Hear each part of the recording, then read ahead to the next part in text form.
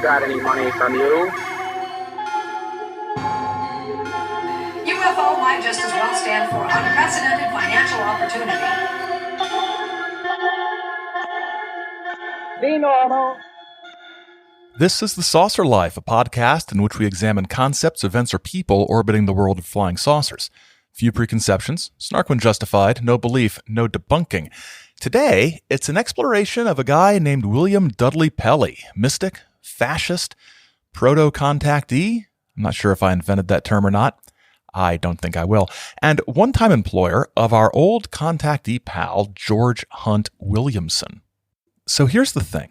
William Dudley Pelley has interested me, I was going to say fascinated, but really interested me since I got involved in looking at contactees, because his name has always come up in connection with George Hunt Williamson, and George Hunt Williamson was one of the original George Adamski witnesses to that initial contact with Orthon back in the day. So Pelley's name has always been floating around, and usually it's floating around in the context of passages like this. This is from Tracks in the Desert, George Hunt Williamson and the Genesis of the Contactee Movement, from some issue of the Excluded Middle, issue number 3. I've gotten it in my Wake Up Down There Excluded Middle collection. And this is what Alec Hildell says. In addition to Williamson, his post-war circle is believed to have included seminal contactee George Adamski and others of the same kidney. Some authorities suggest that Pelley and Adamski first became acquainted as a result of their mutual interest in Guy Ballard's IM cult. There is also evidence to suggest that Pelley may have introduced Williamson to Adamski. So here's the thing that's always bugged me about this passage and others like it.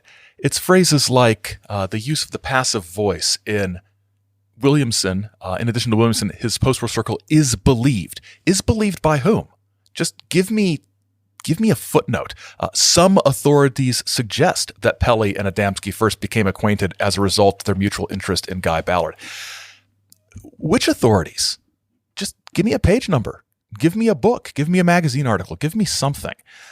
And so I've always sort of wondered what I would find if I tried to go back to whatever sources I could get my hands on, and it's not many, unfortunately, and try to figure out exactly what the relation was between William Dudley Pelley and his spiritual, mystical beliefs, a little bit of his political beliefs, but mostly the spiritual, mystical beliefs, how those sort of connect to early ufology and the contactee movement.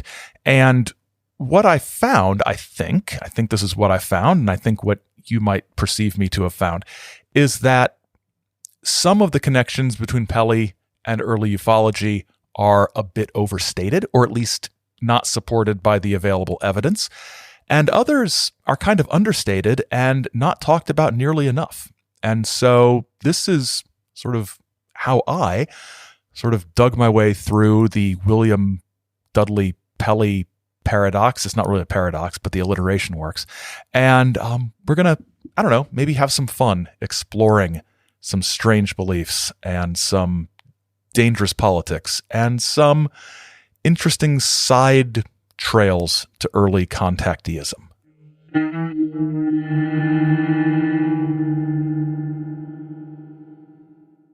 So some caveats and acknowledgments before we begin. My major source for a lot of the context and background to this is a book called William Dudley Pelley, A Life in Right-Wing Extremism and the Occult by Scott Beekman. It was published in 2005 by Syracuse University Press, and it really is sort of the at least that I've found, the gold standard of books about Pelley. Another caveat, a first caveat, this episode is mostly going to be about the mystical, sort of spiritualist side of Pelley's career and its connections to contacteeism and early UFO things. It's not necessarily about his career as a fascist rabble-rouser, leader of the Silver Legion, and things like that. We're going to be talking about that, but not in the kind of depth that Beekman goes into, or that the William Dudley Pelley episodes of the Behind the Bastards podcast and the Empire Never Ended podcast episodes went into. So it's going to be biographical and then the mystical and spiritualist stuff, because that's what ties in mostly with the contactee thing, really. And now, William Dudley Pelley. So looking at his early life and his early writing career, Pelley was born in Massachusetts in 1890 to his parents, obviously, William and George Aspey Pelley and Grace Pelley. The family was often poor. Father Pelley was largely unable to support his family with his chosen vocation as a Methodist minister, and he moved into other jobs, including being a newspaper reporter, a cobbler, a bunch of other things. Pelley's first mystical experience, which he related later in one of his autobiographical works, happened as a young child. He was under the age of 5, if I'm doing the math right, of where he lived at the time. He said, "A corner of the veil of eternal mortality was flashingly lifted," and he gained supernatural insight into the reality of reincarnation, and this would be a significant feature of his mystical thought in the future. As a child, Pelley also began his career in journalism, borrowing money from his father to buy a used printing press. At 12 years old, he published his first newspaper, which was designed for distribution in the schoolyard. He would be active in writing or publishing one thing or another for the rest of his life, when he wasn't in federal prison, but let's just say for the rest of his life. His writing reflected several aspects of progressive era thought and the so-called New Thought movement. There were elements of social gospel in there, condemning most churches for their excessive and incorrect dogma. Hell, for example, was a human invention, he argued. And he developed a social program based largely on the writing of Edward Bellamy in his 1888 utopian novel Looking Backward. All corporations would be operated for the public benefit. Everyone would receive a fair share of the nation's wealth. It's a very sort of progressive era type of thing. During the First World War and the Bolshevik Revolution, he traveled around the world on behalf of the Methodist Centenary, and later he worked with the Red Cross. It was on this trip that he experienced a great deal of danger and threatened violence in Russia, and learning from the understandably anti-Bolshevik people he met, developed the anti-communism that would come to epitomize his politics for decades. During the 1920s, he became a popular screenwriter in Hollywood, writing a couple films that starred Lon Chaney, such as The Light in the Dark from 1922 and The Shock from 1923. He was already well known for writing award-winning short stories as well as novels, most of which were nauseatingly moralistic and grounded in the idea of the essential goodness of his vision of small-town America, which was rooted in his New England youth.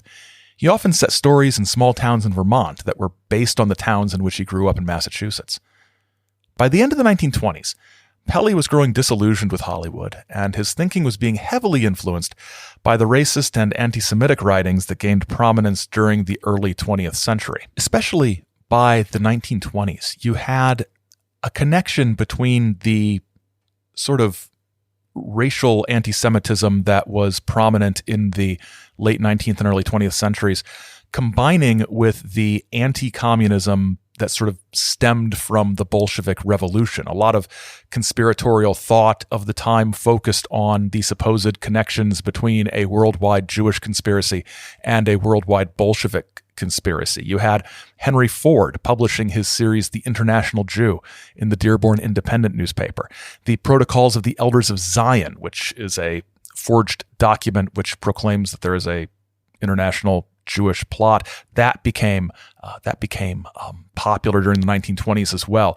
You had books like The Rising Tide of Color and older books like The Passing of the Great Race that sort of talked about a supposed threat to white Anglo-Saxon Western culture from various minorities, with the Jewish people being somewhat targeted as ringleaders.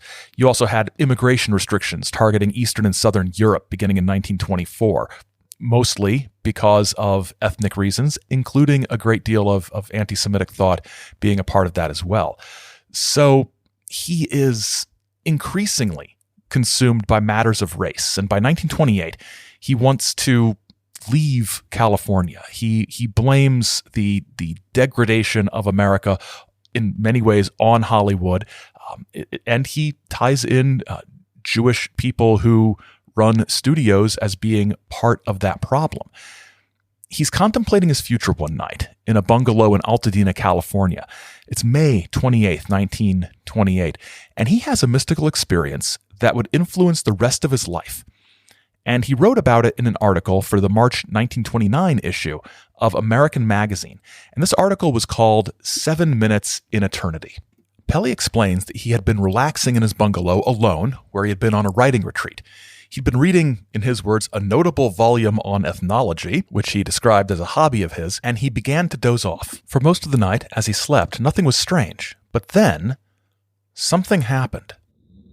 But between 3 and 4 in the morning, the time later verified, a ghastly inner shriek seemed to tear through somnolent consciousness. In despairing horror, I wailed to myself, "I'm dying! I'm dying!"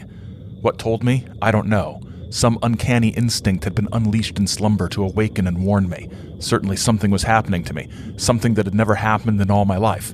A physical sensation which I can best describe as a combination of heart attack and apoplexy. He insists that this isn't a dream.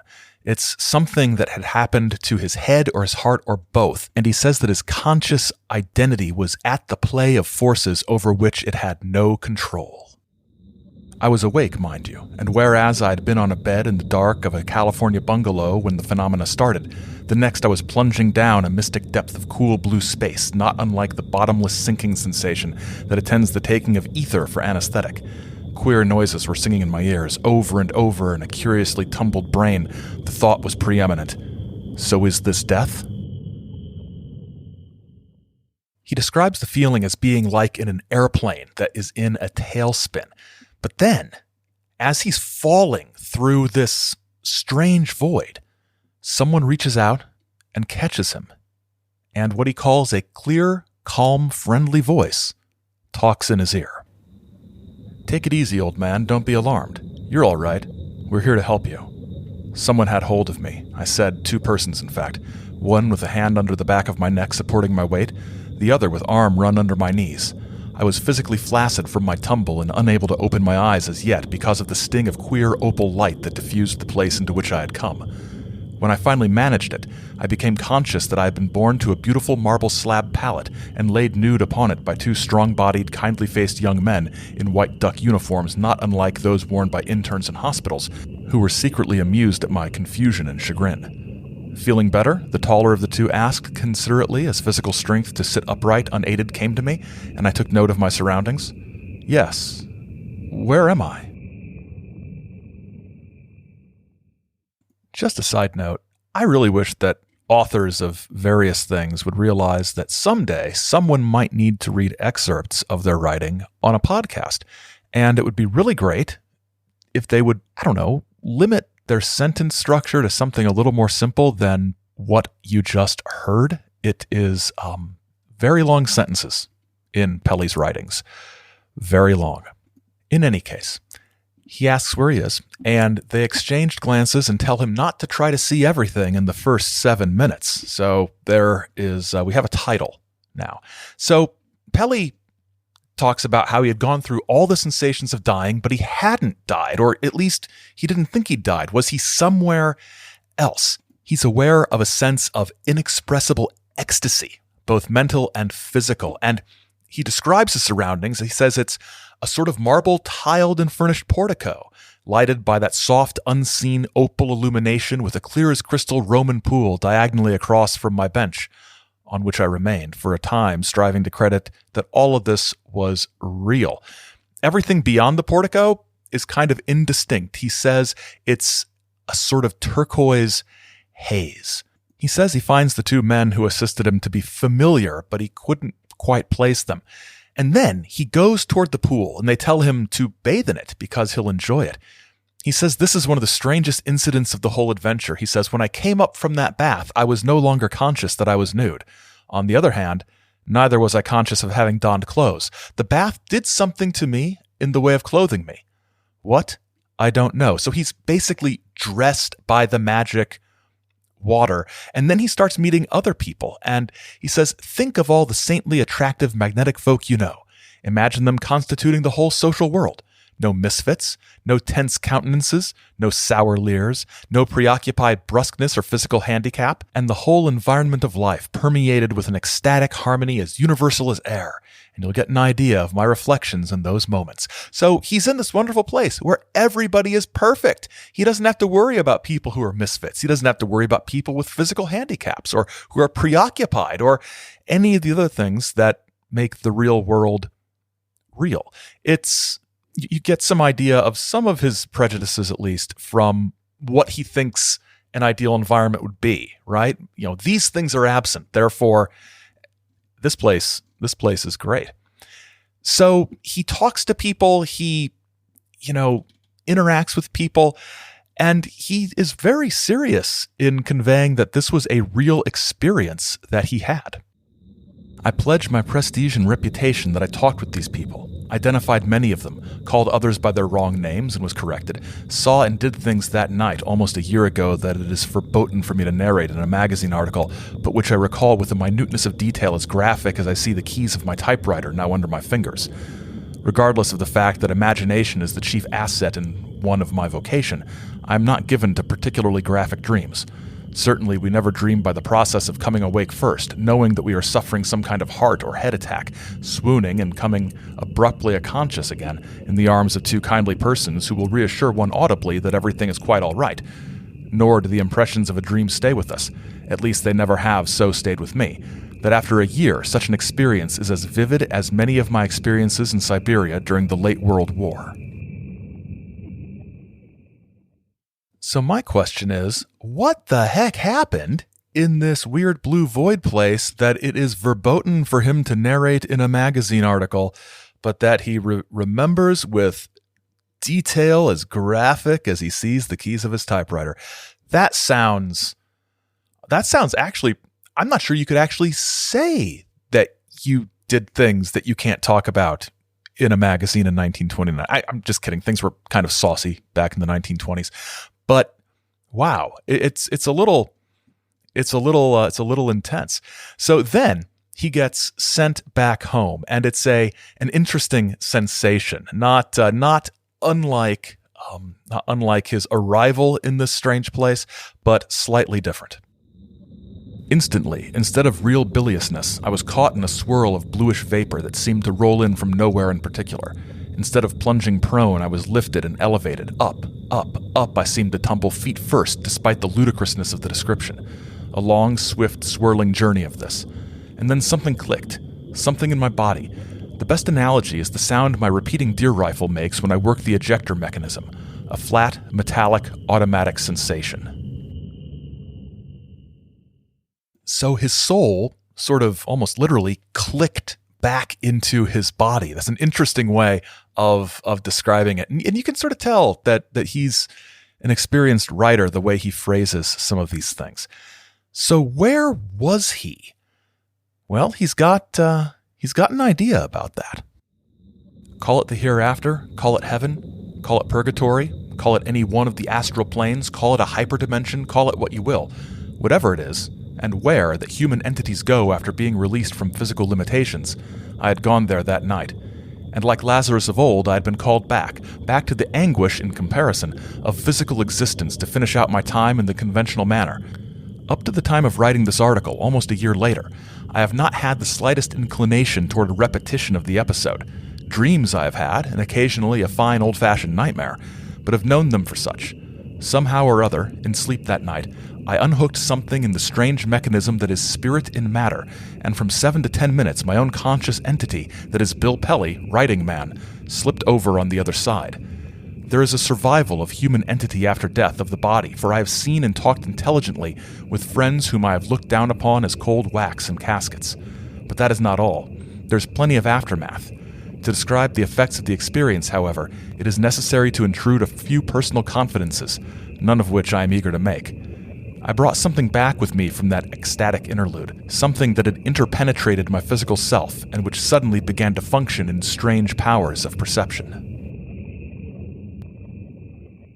He goes through a bit of his personal autobiography, talking about his relationship with religion, his rejection of a lot of the strict orthodox dogmas of Christianity, but still his belief in a divine sort of super being. And then near the end, he starts to return to what he had experienced and how it had changed him.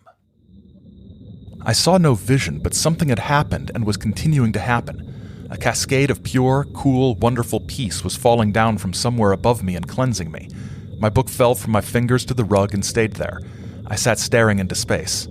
I was not the same man I had been a moment before. As he sits in his dark room, with supposedly only his dog, he becomes aware of other presences around him. He says there are living, vibrant personalities with him in the same room. And the dog notices too. She wags her tail at some of them. Apparently, though, at nothing. And one of them came and stood by his desk, and he realizes that something he had always sort of dismissed out of hand, psychic phenomenon and spiritualism, might be real. And something, whatever it was that had happened to him, had a connection to these sorts of things. What really had happened was I had unlocked hidden powers within myself that I know every human being possesses, and had augmented my 5 physical senses with other senses just as bona fide, legitimate, and natural as touch, taste, smell, sight, and hearing. That I had help in unlocking those hidden powers I do not deny. Nevertheless, nothing had happened to me that has not happened to hundreds of other people. Only in very rare cases do they talk about it. What those hidden powers are, and why I maintain that they are bona fide, legitimate, and natural, I will have to leave to another article. But they had suddenly shown me that life was not at all the ordinary humdrum 3 meals a day thing I had always accepted. Its essence and its meaning was so vast and fine and high and beautiful that it overwhelmed me, and a recognition of it performed a sort of recreation in me that made me feel I was just not the same fellow I had just been before. He is convinced he visited a realm beyond life, into the other spheres of existence, and met with departed spirits or some essence of people who had once been human there. He believes he now has the ability to communicate with these people, and that he has new abilities and knowledge that he didn't have before. And what he experienced has implications for all of humanity. The day is coming in the evolution of the race when spirituality is going to be the whole essence of life instead of the world's present materialism. Here and there are those who, by their unusual visions, so to speak, self-invited or otherwise, might be called monitors for the rest of us, showing us what anyone may attain if he so orders his life and thinking as to be susceptible to such revelations. I believe that nature, God, universal spirit, give the great cause any name you will, is taking this method of the unusual experiences happening to the monitors to give the whole race an inspiration by which it may quicken its spiritual pace.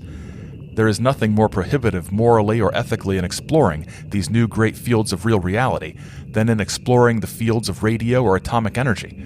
In fact, the great cause means that we shall explore them.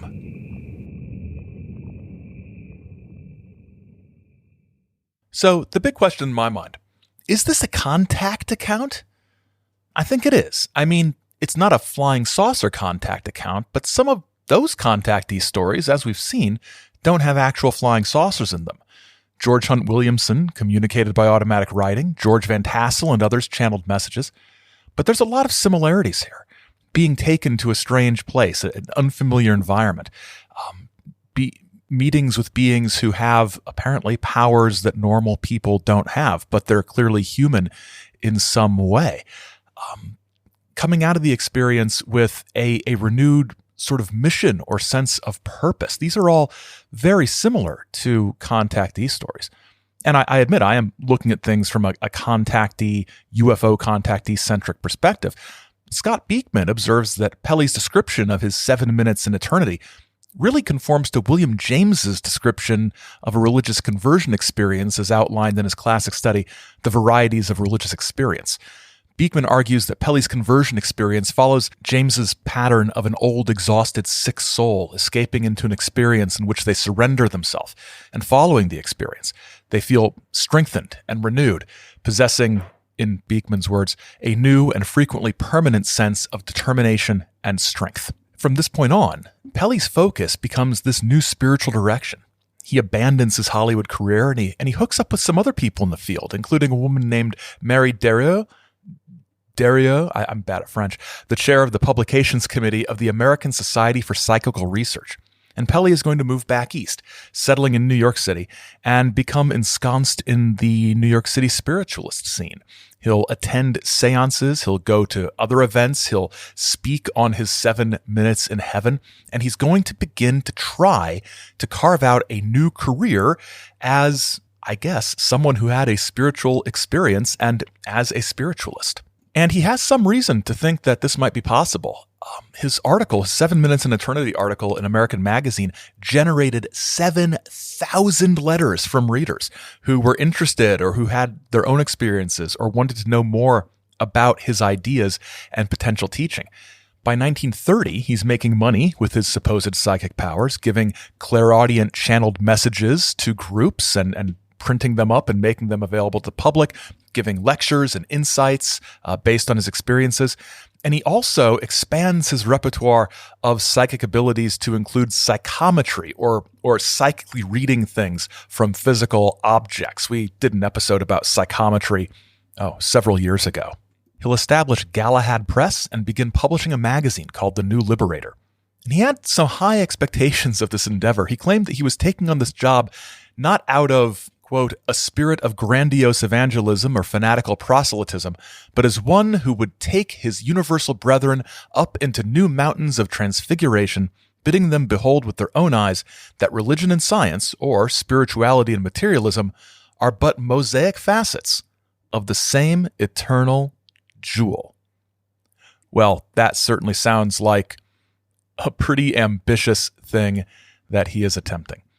The magazine has a rough start, and within a year or so, Pelley sort of reorganizes things and creates the League for the Liberation, which is the first point at which he's beginning to merge his spiritual ideas with a notion for a large national organizational structure. He viewed the League for the Liberation as, quote, a great Christ force, international perhaps someday in scope, that should throw a stern gauntlet to the satanic influences now seeking the debauchement of our present civilization, end quote. He developed a series of programs of service, which outlined a sort of order of service for weekly gatherings. These gatherings would include a clairaudiently received message, a lecture, and a group discussion based on Pelley's writings. Pelley claimed that this would project an entirely new religious philosophy. He said, a philosophy of Christian mysticism raised to ideality, but minus the hatreds, vengeances, and preposterous absurdities of the Jewish god of jealousy. He wanted to build a nationwide organization with directors at the national level and regional levels and down to numerous local chapters. And by 1932, there were 400 of these local chapters, most based on the West Coast due to Pelley's numerous contacts out there and his work in that area for so long. He's then given 300 acres in North Carolina by a woman named Lillian Terry, who was a wealthy mystic. His connections in the mystical spiritualist world are paying off in some big ways. And he establishes the Foundation for Christian Economics and creates Galahad College, a small school based in some old YMCA buildings that students can pay $150 to attend. That's about $3,000 in today's money for a summer semester course consisting of 105 William Dudley Pelley lectures, which would teach them about the metaphysical evolution of the world, from the projection of the planet down through every phase of secular and sacred history to the present. 73 would graduate, but expenses were really high, so Galahad College became a correspondence school. So what was Pelley's religious worldview? What does it mean to have something minus the hatreds, vengeances, and preposterous absurdities of the Jewish god of jealousy? Okay, here we go. There are three major forces in the universe. There's the universal spirit, quote, from which all things proceed, and which is of all things the substance, end quote. Then there's the spirit of the group, which is an animating force within all of what Pelley called the lower forms of creation. Finally, there's humanity, which possesses mind, body, and soul, all three of those things together. Now, all of these things had been created by the divine mind 28 million years ago. In Pelley's conception, the Christian God figure exists, but only as one of many different gods. And God is an older spirit on a faraway planet who has responsibility for our solar system, but humans aren't directly accountable to God in any sort of judgment kind of way. Jesus Christ is around, often referred to as the great avatar. Christ was a spirit who incarnated on earth, was defined as the one law and force and harmony that is love. Under these terms, Pelley would consistently identify himself as a Christian, but not the kind of Christian who followed man-made dogma, which was, in his words, ignorant of the great psychical fundamentals. So then we get to the origins of life on Earth. So life on Earth began when a bunch of souls from another planetary system, the Sirius star system, which some of you might recognize as being a significant star system in another bunch of theories and things, even a whole book about Sirius that we might talk about at some point on the show. So these star guests came from Sirius to Earth between 30 to 50 million years ago. And initially, they inhabited various animal forms, or that's how they incarnated. And then later, a creature that was basically like a sphinx. But eventually, they incarnate into ape-like bodies, which causes the difference between humans and other primate species. And this basically was the means by which these souls, by incarnating into these apes, they lose their connection to the wider mystical world, or their power of thought generation, as Pelley called it. And they, quote, gradually became the races of man as society now recognizes it. And he believed that this would reconcile different theories of creation and evolution. He's sort of taking a bit of each. There was a spontaneous creation of sentient life on Earth, but then, evolution sort of took over from that. Pelley also believed that this system of creation kind of explained the existence of different religious beliefs on Earth, because all the different religious beliefs on Earth were basically corrupted, incomplete forms of the original higher spirituality, and that was lost when the incarnation into the ape-like beings that were sort of primordial humans took place.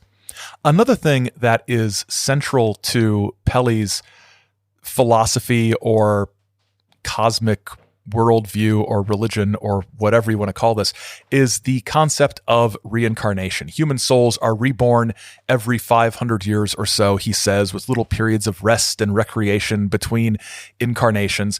And as humanity develops, if they develop, they move between different layers of reality, different spheres, he calls them, and they, if they're lucky, or if they're good, or if they're conscientious and in tune with higher thoughts, they incarnate into higher and higher spheres of existence as they go throughout their various lives.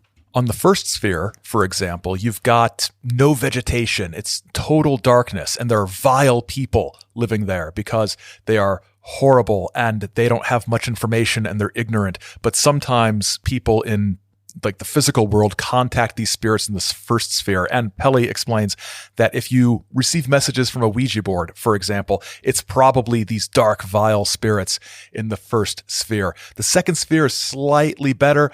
There are people who are basically just ignorant and weak. The third sphere is basically a purified version of Earth. And then as you go up the other various spheres, there are things just get exponentially better as you go.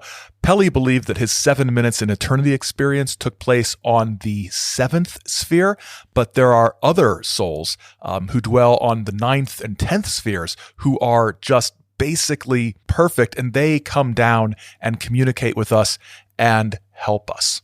Now, as Beekman points out in his biography of Pelley, there are alarming parallels between what Pelley has developed in his spiritual construction of how everything works and the theosophical movement, or the various branches of the theosophical movement, including Helena Blavatsky's. Now, Pelley claimed that while he was, familiar with some of the tenets of theosophy, that nothing he wrote about or talked about in his magazines or books, this conception of higher levels and reincarnation, and he didn't use this phrase, but the theosophists would, ascended masters providing guidance and care and insight for those of us on the earthly plane who can discern their message, that, all of that came from his clairaudient messages. It's just a coincidence that it's very, very similar to theosophy. And we've brought this up before, but you can draw a direct line from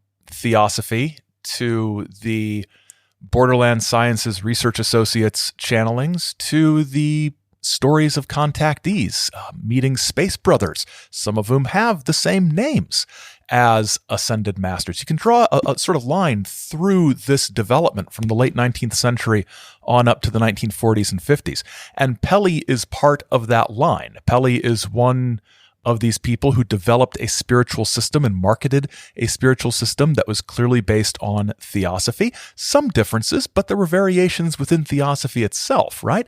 So it's part of this through line of American spiritualism that goes back quite a ways, back to seances without ascended masters, but just voices from beyond the veil that later would be given personalities and sort of built up into sort of almost a pantheon. Now, it wasn't just theosophy that Pelley borrowed some ideas from. There's also something called pyramidism, sort of a belief or knowledge or conception that the Great Pyramid of Giza has magical powers or mystical relevance.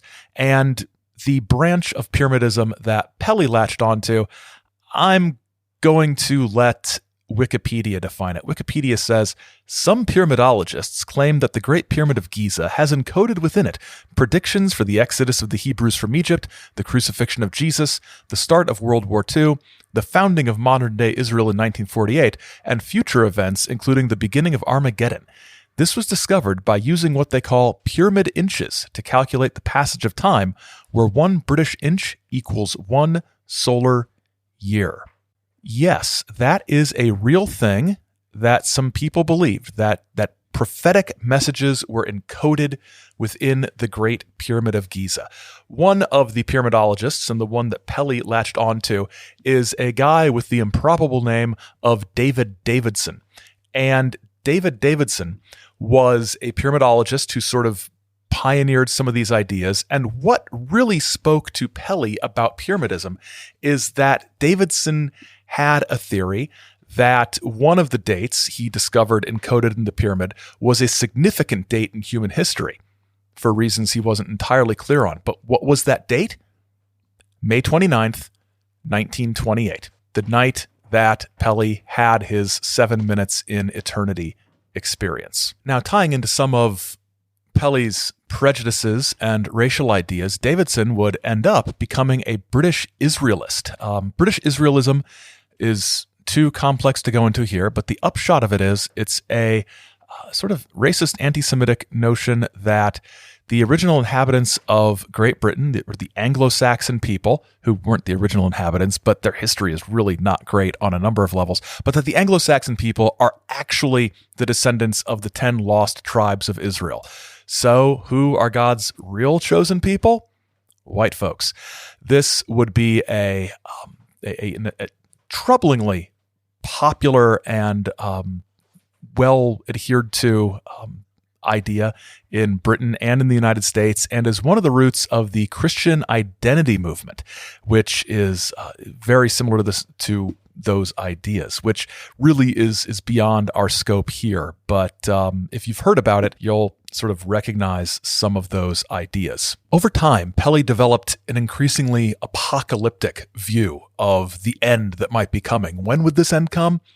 Well, the pyramidologists said that September 17th, 2001 was the second coming of Christ, with bad things happening all the way up until then, sort of a tribulation period, if you will, if you want to look at it in that sort of eschatological sense, manner, better word there. Pelley believed there would be an ongoing and ever-increasing struggle and battle between the forces of Antichrist and the forces of light. And initially, early on in the early 1930s, he does not really identify who these forces of Antichrist are. That would change. And we're going to look at how that changes and the political aspects and economic aspects of Pelley's thought. And then we will get to flying saucers. Don't worry. We're going to look at all of that after the break.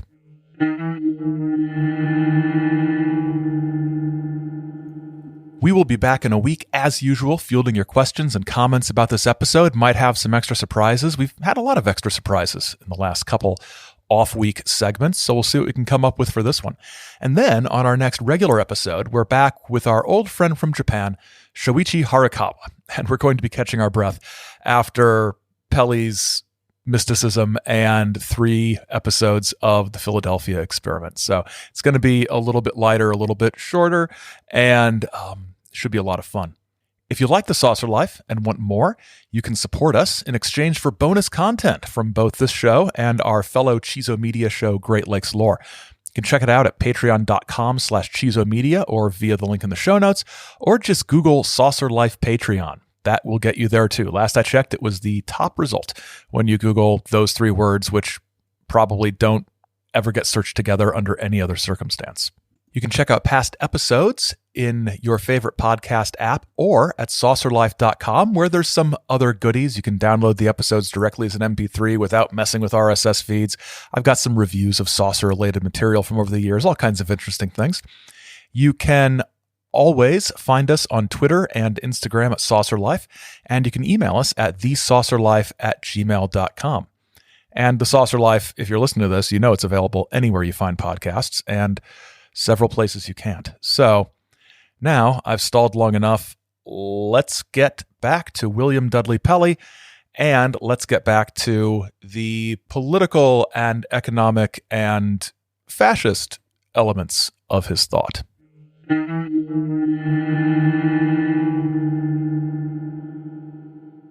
So Pelley had, for a long time, since his adventures in Russia / the Soviet Union during the Bolshevik Revolution, ever since that time, he had a fairly solid anti-communist leaning. But even in the early 1930s, he was not yet connecting the global communist conspiracy to anti-Semitism. But it's starting to change, and it's starting to connect to his spiritual teachings, the dark souls we mentioned. He said they were marshaling communist forces under the sort of disguise of peaceful demonstrators against, hunger and for additional government financial support. This is the era of the bonus army marching on Washington. All of this was designed, Pelley believed, to bring down the American government.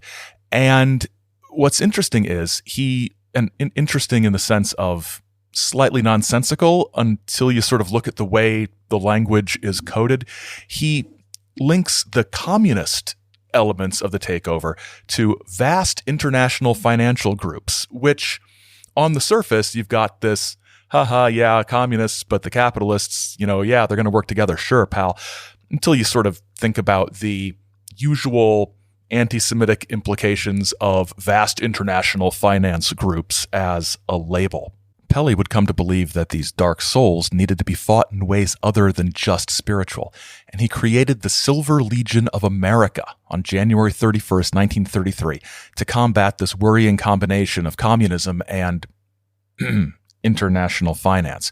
And there were 2 sources of inspiration from this. He would claim that he had received a clairaudient message from the spirits who communicated with him that told him to start a paramilitary organization. But also, there were some happenings overseas that played a role. In Pelley's words, the rise of Adolf Hitler to the German chancellorship, with an immediate exodus of Hebrews from Germany, supplied the key that unlocked a staggering sequence in my own progression. The thing is, Pelley already had an organization and organizational structure and membership all set up with the whole liberation thing and Galahad College, all there in North Carolina. So he wasn't really starting from scratch. He just takes the League of Liberation and makes it more militant and more openly anti-Semitic and more political in a lot of ways. So he renames Galahad College to the Liberation Fellowship, and his new Liberation Weekly just becomes Liberation and was the official magazine of the Silver Legion, which later watchdog groups would call the most pro-Nazi and racist publication in the United States. So there you go. He then just sort of slams his membership with materials and announcements about the new group, trying to convince them that really nothing had changed. It's just a more active, more militant version of what they've been doing. But the problem is that despite some of the racial elements and sort of ethno-nationalist elements sometimes of some of the theosophically derived spiritualist teachings Pelley had, there's a big sort of gulf sometimes in what people are willing to openly express that they believe between that and, we're big fans of this Hitler guy. And so membership drops off. There isn't a big surge of, yes, we want to join this new organization. So Pelley is left in a situation where people are leaving the spiritualist side once his organization sort of goes full tilt fascist. And he never really recovers financially from that. The Silver Legion is going to have a lot of financial problems, embezzlement, lots of infighting, lots of splinter groups. It's never the most well-organized, with it organization. Now, Pelley had big plans for this. This wasn't just going to be an organization. This was going to eventually lead to a new government for the United States. There would be different departments. There would be local departments. There would be sort of an elite group called the Silver Rangers, a Department of Industrial Relations, junior activities for the kids, foreign affiliates of the Silver Shirts all over the place. There would be sort of state or national level sort of cabinet departments in this theocratic state, and the theology that this new United States would follow is Pelley's religion. So these cabinet level sort of departments would be public enlightenment, patriotic probity, crime erasement, and public morals and mercy. So the public morals and mercy department is particularly chilling. It would be, in Beekman's words in his biography of Pelley, it would be in charge of placing all vagabonds in concentration centers, censoring the press, and arresting persons responsible for motion pictures that depicted violence. Now, anybody could join the Silver Legion as long as you were over 18 and weren't black or Jewish. And when you joined, you pledged to, quote, respect and sustain the sanctity of the Christian ideal, to nurture the moral tradition in civic, domestic, and spiritual life, and the culture of the wholesome, natural, and inspirational in art, literature, music, and drama, to adulate and revere an aristocracy of intellect, talent, and characterful purpose in the body politic, to sponsor and acclaim aggressive ideals in the pride of craftsmanship rather than the golden serpent of profit, that the lowliest individual may aspire to a life of fullest flower, to exalt patriotism and pride of race, and in the interest of progress and evolution, to recognize the integrity of every nation, and to seek and perceive his place in the fellowship of peoples. End quote. So they're called the Silver Shirts because they wore silver shirts, along with blue corduroy pants and a necktie with their membership number on it, which sounds like the dorkiest thing ever. Well, actually, the dorkiest thing ever is the giant L on the sort of chest of the sort of breast pocket of the Silver Shirts. The L, which I always assumed stood for Legion, because it's the Silver Legion, actually signified love, loyalty, and liberation. And that was also the main motif on their flag. It's a sort of black L on a white flag. Pelley created also an economic system to go along with his political and cultural goals that did a lot of interesting things. It limited the amount of money people could make. Money was sort of eliminated because paper money is bad and replaced with energy certificates, they were called, that represented the value of your work that you contributed to society as a whole. So money, basically. And everybody was guaranteed, as long as they were, not black or Jewish, was guaranteed a share of the profits of the American sort of economy, or the gross domestic product, or however he phrased it in his strange ways, as part of a sort of a reflection of what they contributed. So we're getting rid of money and replacing it with something that is very much like money, only we're calling it something different. He also established a Secretary of Jewry, who would be responsible for organizing the Jewish populations of cities into Beth Havens, or ghettos, as they would be called in Europe. And this would be where Jewish residents of a place were required to live and work and stay, and they would be supposedly protected and, safe in there. But to leave the Beth Haven would be, you'd be subject to being shot, basically. So how successful was it? It depends. If you listen to Pelley, they had thousands and thousands and thousands of members and chapters in all 48 states. If you look at the records, it's a little more difficult to tell because of shoddy record keeping and how many records have been lost or destroyed. But we can solidly say that there were chapters in 22 states. There were a lot of members, and looking at the membership, the members were concentrated in California and in several states in the Midwest. It wasn't equal distribution in all parts of the country by any means. But despite the relative success that the Silver Legion experienced, and it was the foremost sort of right-wing militant group in the country for a while, later to be sort of eclipsed by the German-American Bund, which had official connections to the Nazi government in Germany. Despite that, there were a lot of problems. I mentioned financial irregularities and infighting and splits and things like that. Probably the biggest issue that the Silver Legion faced during the 1930s was Pelley going on trial for securities fraud, basically illegal sales of securities in North Carolina.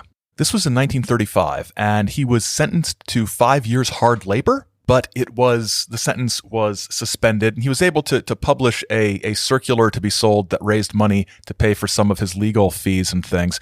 In the circular, he explained that he was the victim of a Jewish plot, which is probably about the most predictable thing you think he might have said. But the problem, among the many problems with his being convicted for securities fraud, is that it took him away from the day-to-day running of the organization, and people left in droves, not just because things started to fall apart, but also because, when your boss's criminal trial's in the paper, it tends to make you second guess whether or not this is an organization you really need to belong to. And there were no shortage of racist, fascist-leaning right-wing organizations in the United States in the 1930s.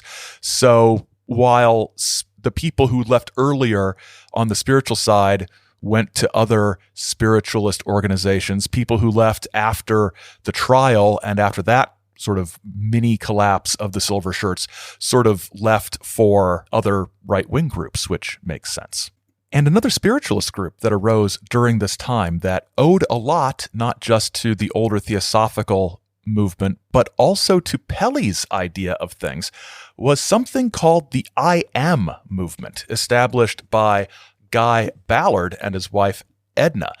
And this, I think we've mentioned the I Am movement before, and we're going to do a deep dive on the I Am movement at some point. But in 1930, Guy Ballard allegedly met the Comte Saint-Germain on Mount Shasta. And while the Ballards swiped a lot of their ideas from Blavatsky's theosophy and the idea of these ascended masters, just placing Saint Germain and Jesus at the top of the ascended master pantheon, some of their writings, especially some of the stuff from Edna Ballard, had a real debt to Pelley's ideas as well. They quoted his book, Christian Democracy, or his essay, Christian Democracy, where he explains his political ideas. They cite his book, No More Hunger, which explains his economic ideas. And there's a distinctly very Pelley-like anti-New Deal conservative slant to a lot of what the Ballards wrote about. Nothing as extreme as Pelley's ideas, really. Nothing that would drive away those who had left Pelley's organization, his spiritualist organization, when everything went all silver shirty. Nothing that would drive away those people who went to the I Am movement from Pelley's earlier teachings. But there's definitely a debt there, and they sort of, and I think this is kind of tongue in cheek, kind of funny. But in the second I Am book, they introduce a new ascended master. A lesser one. He's not one of the starters, right? He's not part of the starting lineup, but his name is Pelley. So sort of a Frenchified version of Pelley's name, which is kind of fun. So I'm looking at the time, and it looks like we might want to start moving on to get to the saucer stuff. Thanks for your patience, as we've basically been doing history time, the history life here. But one thing I want to sort of mention as we start to pull some strings and draw some connecting lines here. You've got the I Am movement taking things from Pelley to develop their own sort of derivative theosophical ideas. You've also got, later on, you've got the contactees like George Adamski taking things from Pelley, taking things from Ballard, who took things from Pelley in many ways. The ascended masters are just sort of Venusians without spaceships, if you want to think about it that way. But one other thing that was going on that I want to mention, that again is subject to a deep dive later on, is that another thing happening in California in the early 1930s was George Adamski establishing his Royal Order of Tibet. And a new book has just been published that reprints some of Adamski's earliest writings from this period, along with newspaper clippings about the founding of the Royal Order of Tibet. We're going to be getting into that at some point in the future, not in this episode. But if we're trying to trace the connections between some of the earliest contactees and a figure like William Dudley Pelley, we can't ignore that Adamski was doing spiritualist stuff in California, which is one of the places where Pelley's organization was very active in the early 1930s. Now, these organizations and their beliefs were not alike. There's not a lot of ideological overlap between them. Adamski's stuff is very much more focused on his cosmic philosophy type, or what he would later call his cosmic philosophy. He's tying it into a lot of Buddhist concepts, but the whole area of Buddhism claiming to have studied in Tibet and things like that, there are connections between the sort of geographically Tibet and sort of ancient pseudo-historical, pseudo-archaeological roots of the Aryan, so-called Aryan race, right? You know, Hitler was sending Himmler actually was sending archaeological or anthropological expeditions to Tibet to measure people's faces, to do sort of phrenology stuff to see if they were, the true Aryan people. So you can't ignore all of these connections. But we're going to move further into the future, talk a little bit about what happened to Pelley, and then get into where the flying saucers come into all this. In the late 1930s, as Nazi Germany became more aggressive in Europe, and especially by 1938, 1939, as Europe moved toward war, and then as war breaks out in Europe in September of 1939, the Roosevelt administration began to take steps to push against some of the legal restrictions on arming and funding Germany's enemies, the Neutrality Acts that were passed in the mid-1930s. They also took more steps to crack down or limit the amount of pro-German propaganda that was spreading in the United States through organizations and individuals, some of whom were connected directly to the German government. Now, Pelley came under scrutiny of the House Un-American Activities Committee in the late 1930s and early 1940s for his stridently pro-German stance, and honestly, his long history of statements that were very much sort of in tune with what was going on in Germany at the time, as we've seen.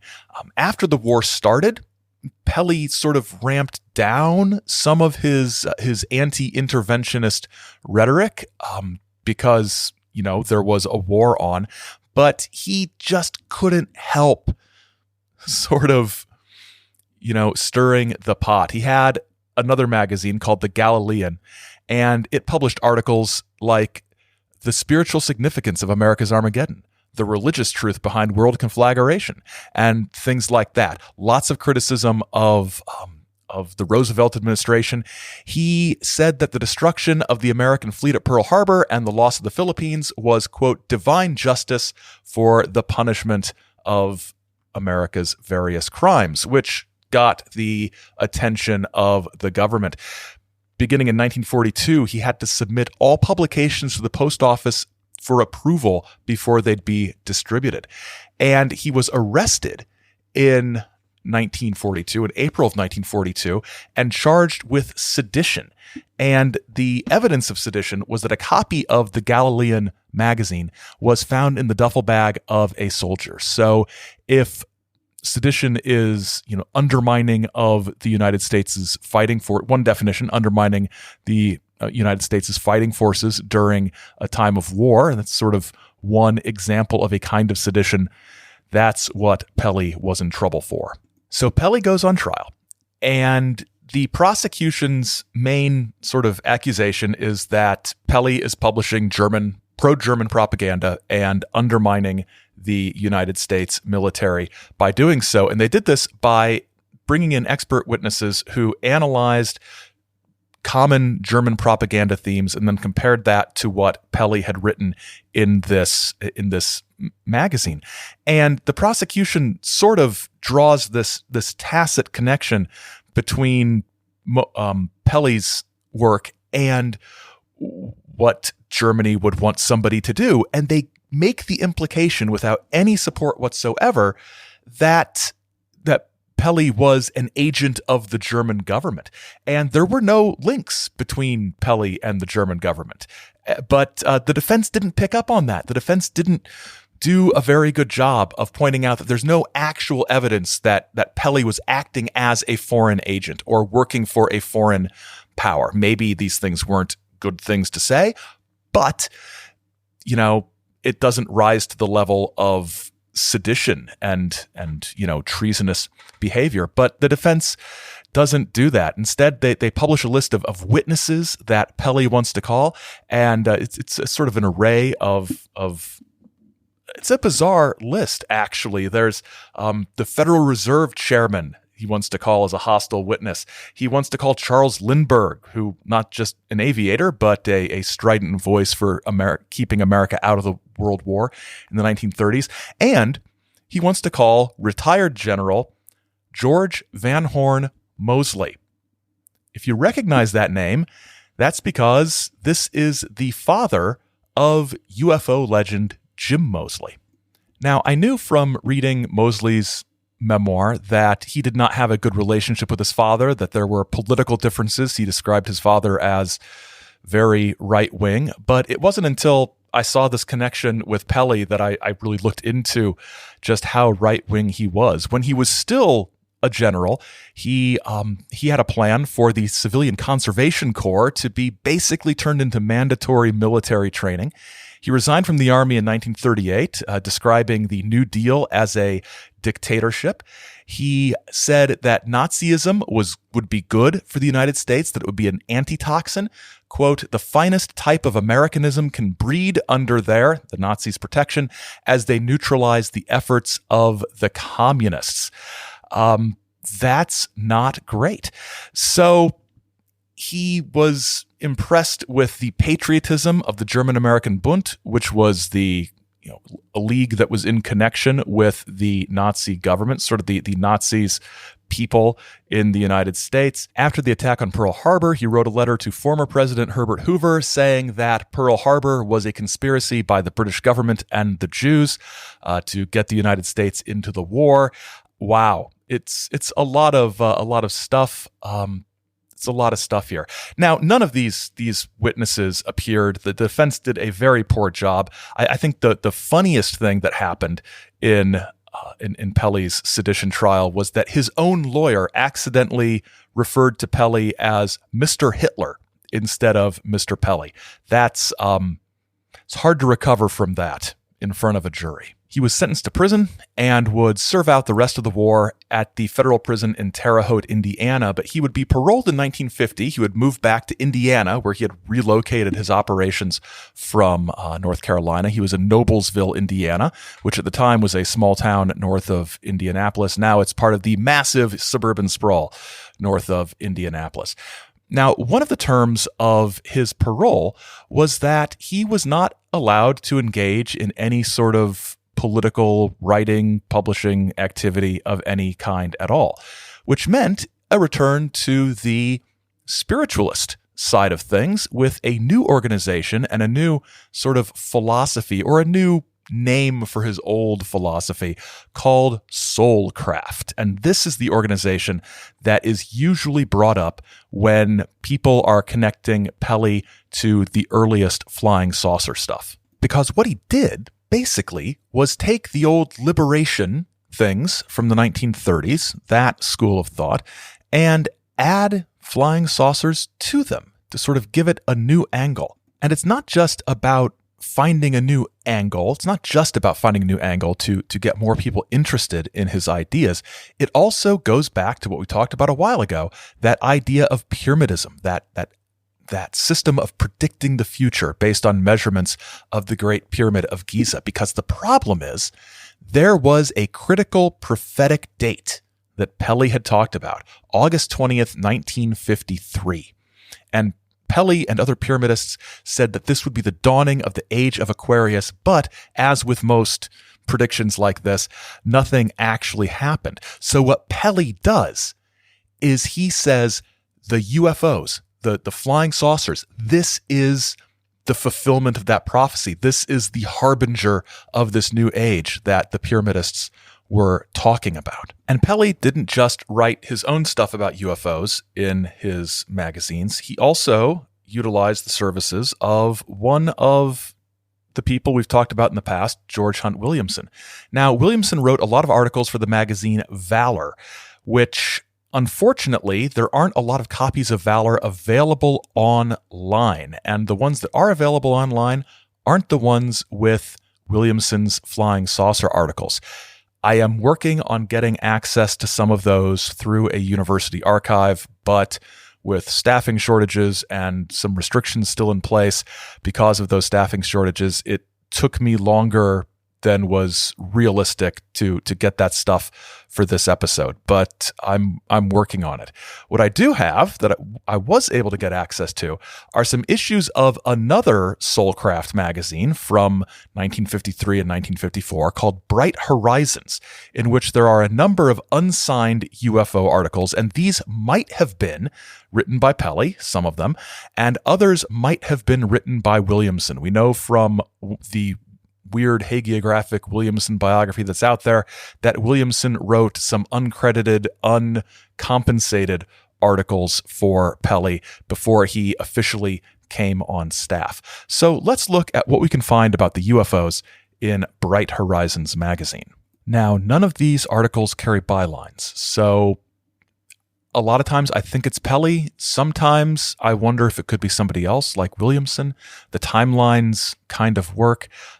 But let's just see what we have here. The first issue that I have that discusses this is September of 1953, and the title is, Will the Saucer Men, that's hyphenated, Aid in Armageddon as We Conceive It? And it begins with this almost impossible to understand opening line. Mayhap it is time to alter our thinking about dispensational cataclysm in our affairs. Nobody should ever use the word mayhap. I do not like that word at all. So this article talks about the supposed end of the world, Armageddon. It brings in some Book of Revelation type stuff. And then it brings in the flying saucers to this end of the world scenario. Hence, we now confront the equally stupendous circumstance that perchance the time of the end truly means the end of all things that are vile and ungodlike. Atomic bombs are not to be allowed to fall and make a cinder of civilization, and those familiar with the divine speakings of the golden scripts know the true answers. What's going to happen is the arrival of so-called heavenly messengers and cosmic helpers who are slated to wield terrific power and save humankind from itself, from the Luciferians, and from its own leaders who are blindly striving to lead the blind without divine light to guide them.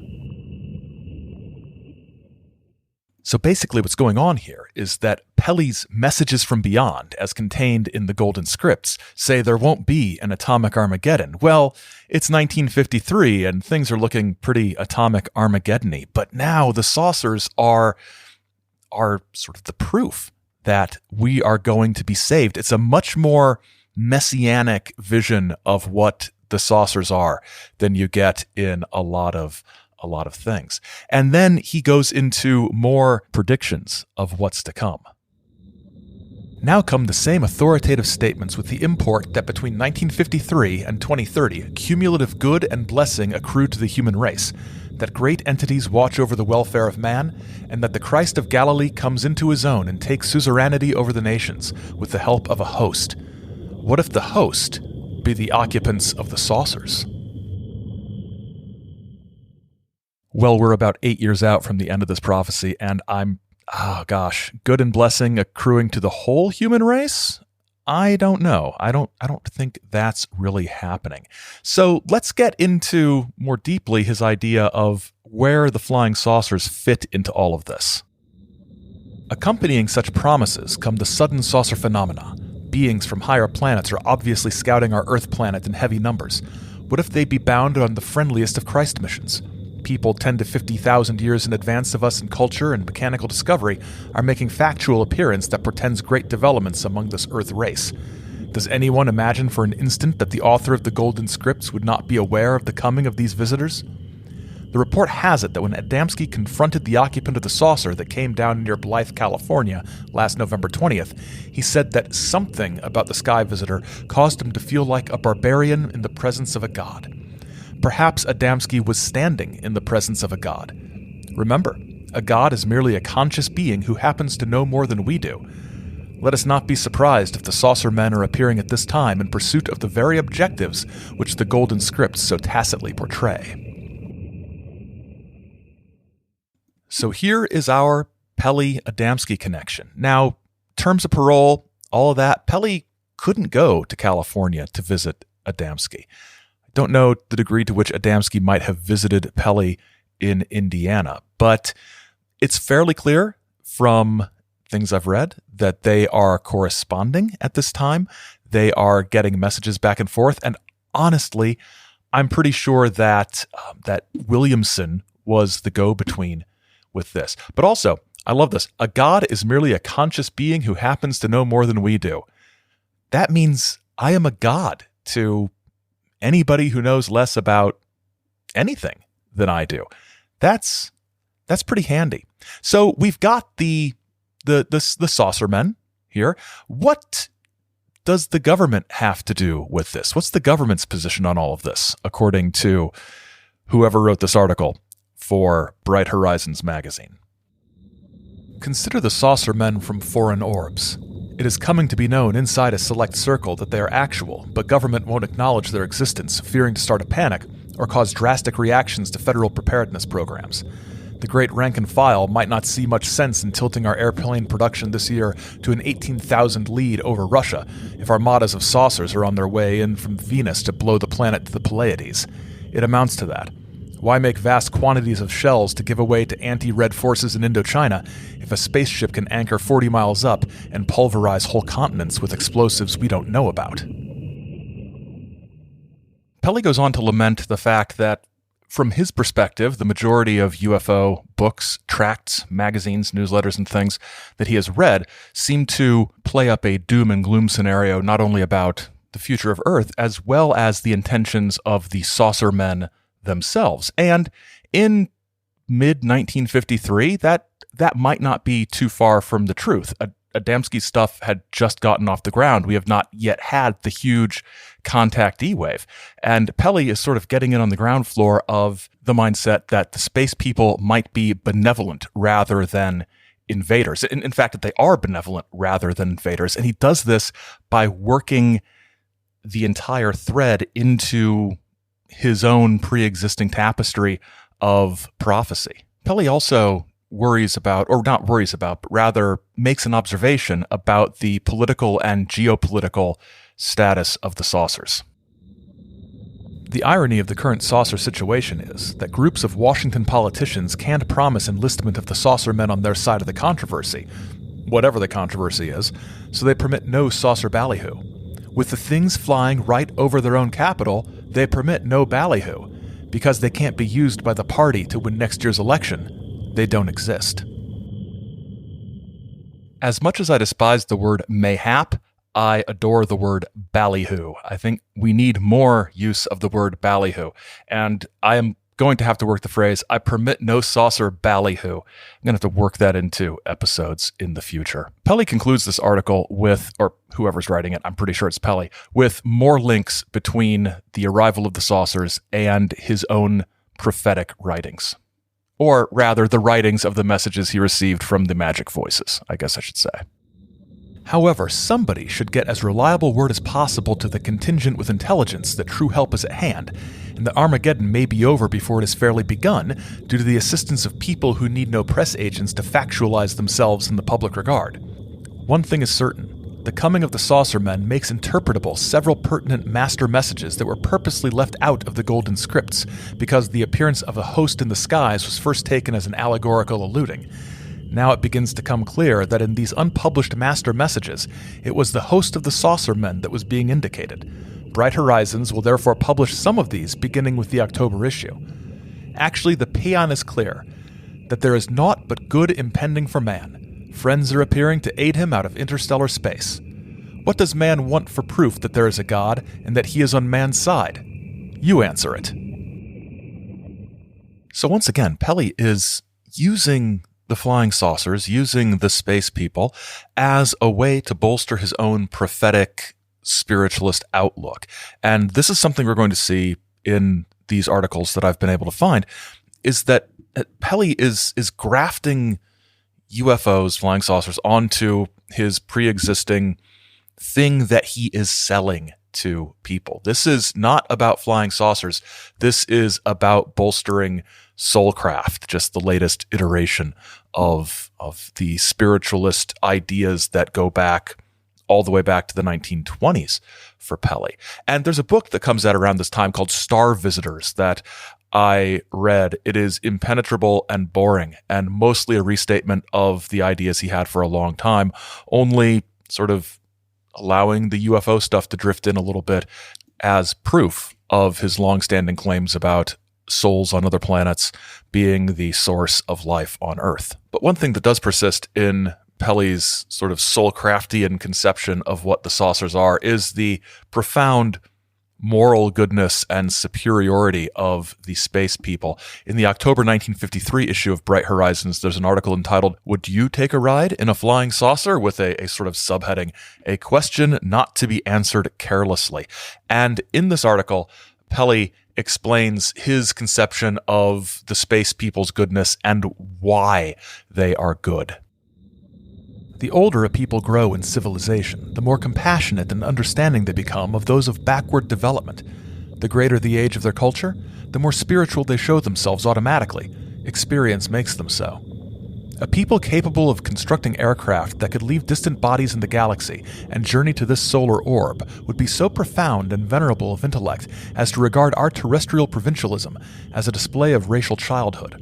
Souls hoary with age and experience of Earth and human suffering don't harm or conquer children.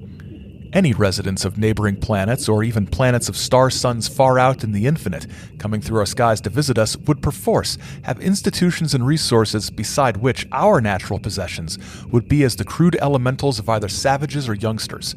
Their reactions would savor more of pity for our immaturity than sanguinary desire to commit atrocities against us.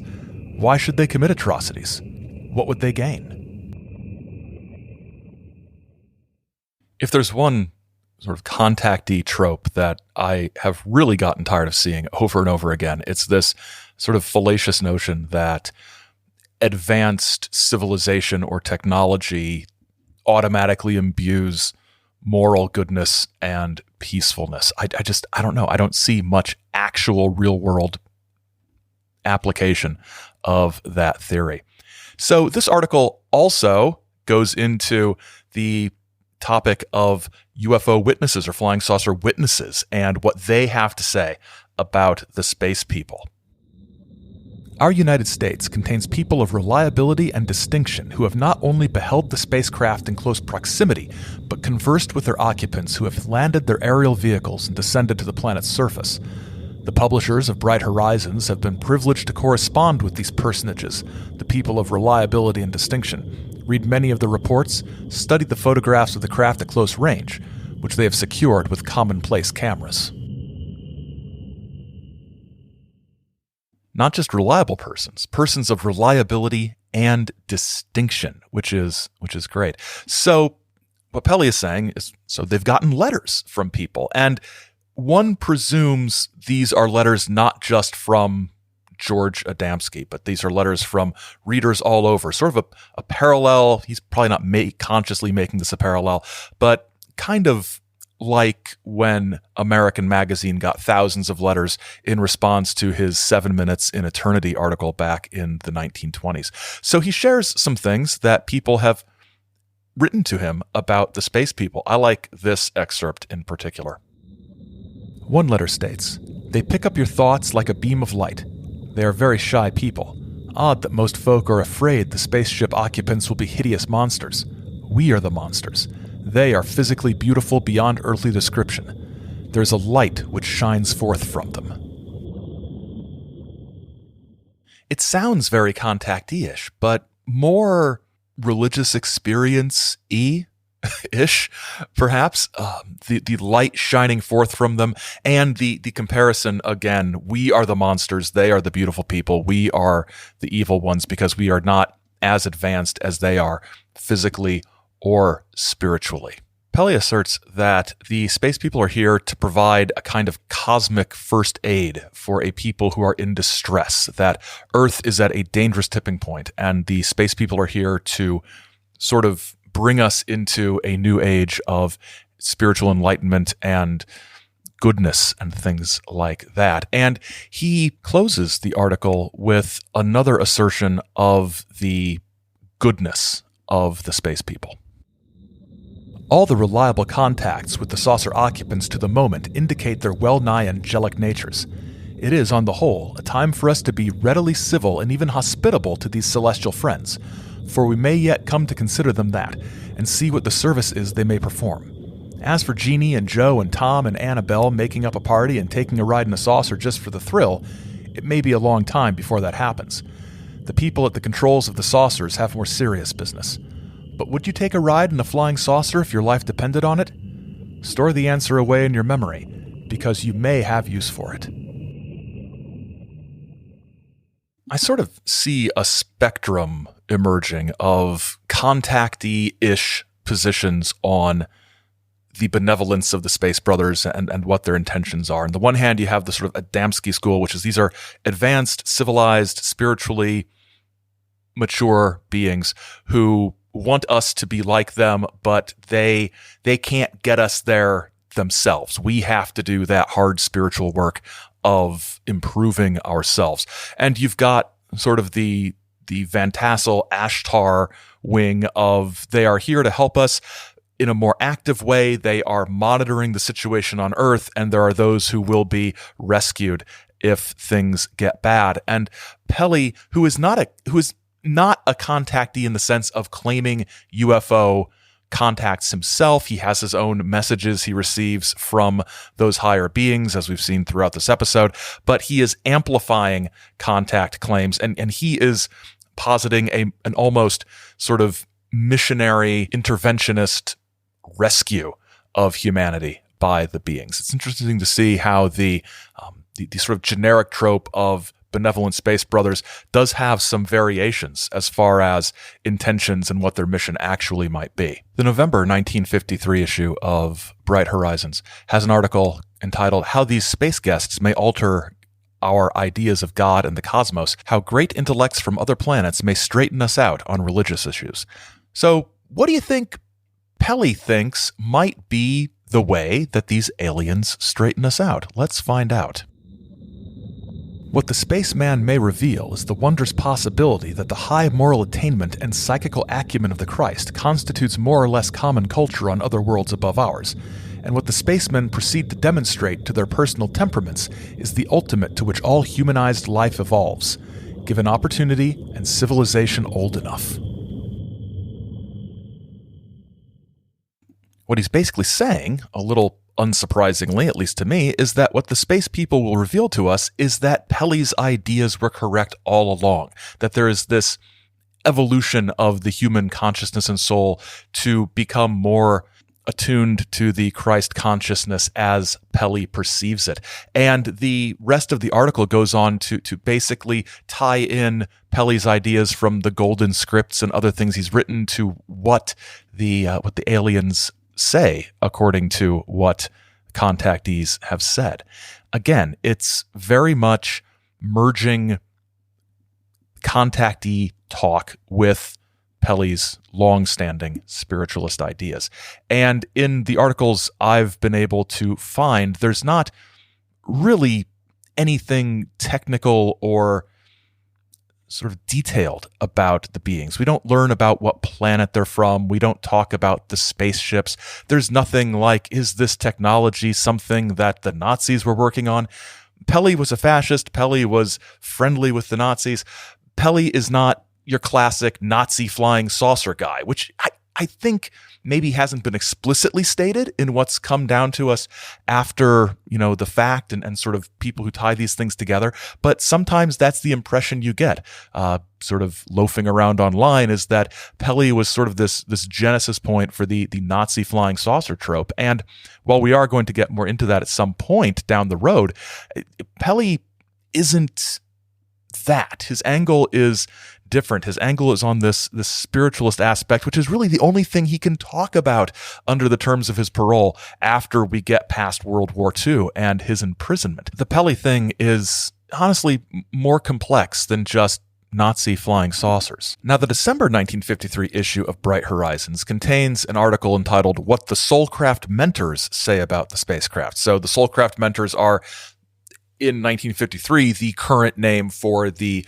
beings who have channeled information or clairaudiently transmitted information through William Dudley Pelley. And this is a reprint of something called the Portals of Light Discourse. And it's specifically about the significance of the saucer phenomena. And again, it's very much in tune with Pelley's notions of the spiritual evolution of humanity. But you start to see some of his sort of racial ideas bleed into some of this as well, as far as why humanity has not advanced further, at least according to the Soulcraft mentors. There can be a state of spiritual education where sheer observance is enough to detect the wrong from the right and the right from the wrong. If your early racial specimens had not mixed species in a vast sodomy and degraded your own celestial heritage and intelligence, you would be noting what we are talking about now. You cannot do it with the same animal handicap befogging your cognizance. So your sorrowful planet and the life it holds on it matures. When we say heaven is all about you, we speak more truthfully than you suspect. Heaven is all about you indeed, in literal worlds as far removed from you as day is from night. Pelley also got some interesting mail. The other morning here in Noblesville, I sat opening the mail. Suddenly I came across a letter postmarked from Prescott, Arizona. I slid it open and started reading. And the dear lady who aids me in this task of correspondence every morning of the year can attest to the strange rash of startlement that arose on my bared forearms as I ran my eye through a communication and testimony from one of the men in the West who tell me they are in conscious communication with the occupants of the spaceships. Let me read you the letter he wrote me, deleting only those matters that have no bearing on this discourse. The author of the letter describes the contact they had with their space friends. I do wish you could have been present when we received our code messages from space and from some of the other planets themselves. We even had contact with other solar systems, although of course our weak, puny code was transmitted and relayed by spacecraft in our atmosphere. The information is astounding. Yes, they are thousands, even millions of years ahead of us. Yet there are far-distant systems that seem to be beneath us in progression, but in this section of the universe we are the backward ones.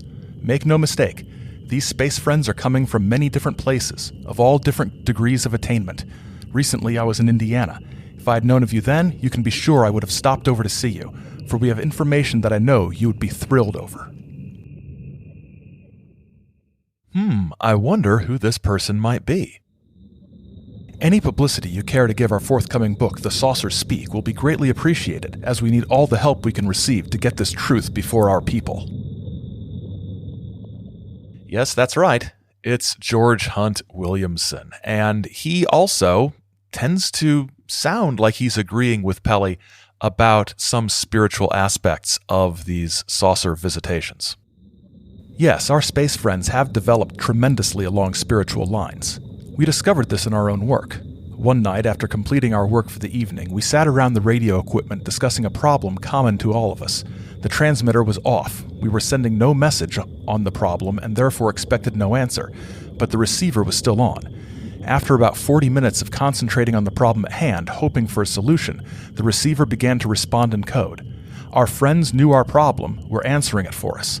Remember, we were not consciously trying an experiment in ESP, but here it was, undeniable evidence and proof that they had received our very thoughts. We never ceased to thank our infinite Father for his goodness in allowing us to be the recipients of such a thing.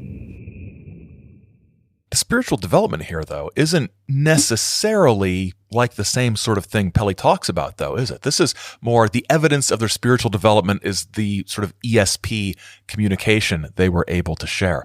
But this seems to be the moment where Williamson enters the Pelley milieu, if milieu is the word I'm looking for, which it might not be.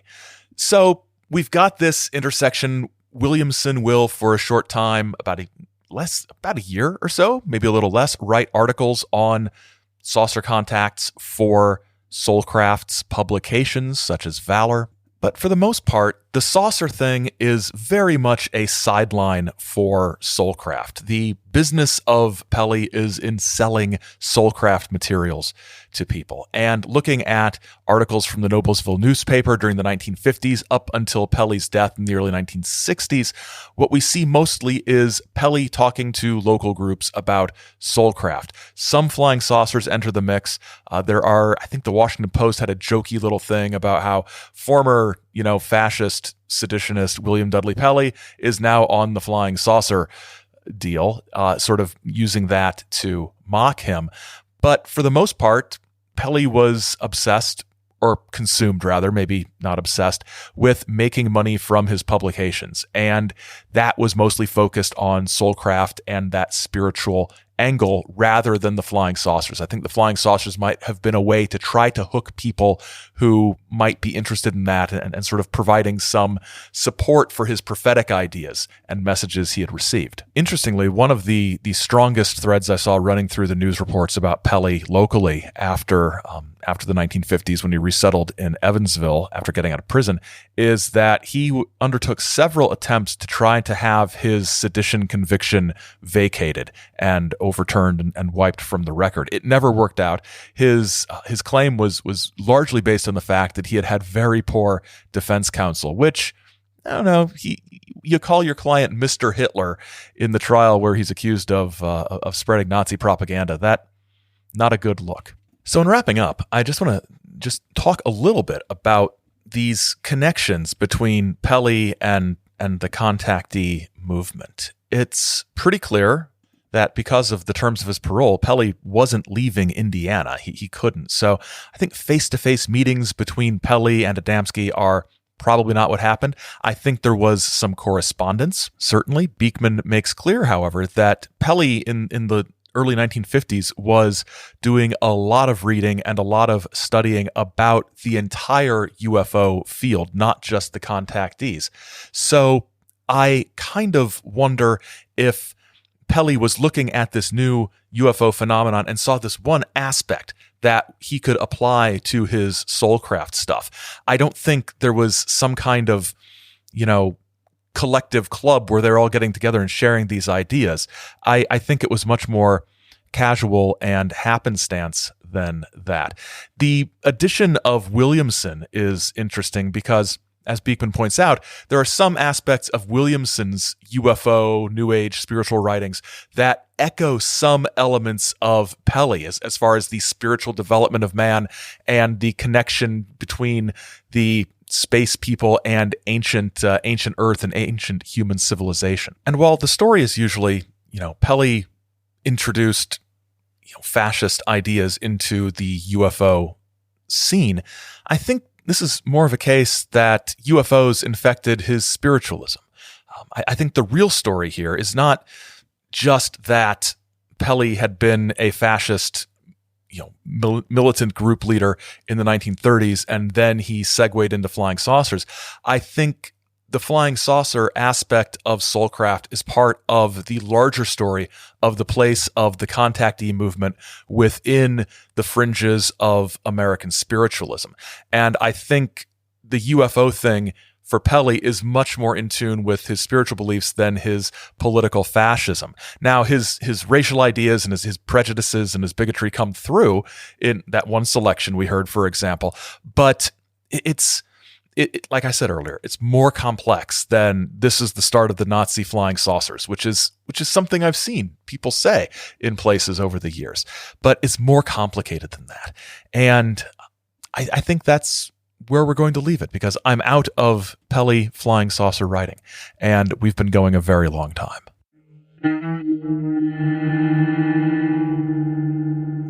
Thanks for listening. Remember to send your questions and comments in via the usual social media or email channels. Our associate producer is Simpson J. Hanover III. The Saucer Life is a production of Chizo Media, LLC. Chizo Media, we permit no saucer ballyhoo. Till next time, keep watching the skies, because the skies are watching you.